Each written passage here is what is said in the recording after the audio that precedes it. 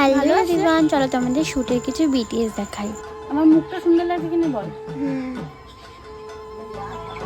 এখানে তো রোদে আমার মুখটা পুরো ঝলসে গেছে। মিষ্টুটা না একটুখানি দেখেও করে না, মানে করার দরকার করে দেয়, ওই আর কি।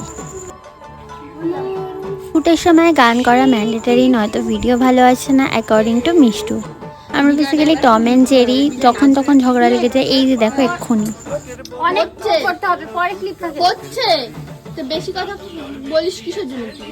মোটামুটি আমি বড় সেটার প্রুফ কোথাও তোমরা পাবে না, কারণ ছোট বাচ্চা থেকে শুরু করে সকলে আমার পাশে এসে বসে থাকে আর ডিরেকশন দেয় আমায়।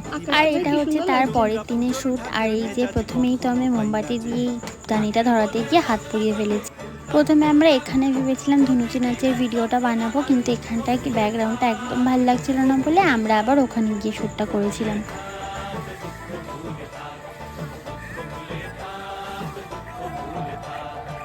ও নন্দিনী, তোকে দেখে হৃদয় হলো ফার্স্ট। এই যে কোনো মতে এটা ধরাতে পেরেছি, বারবার নিভেও যাচ্ছিল।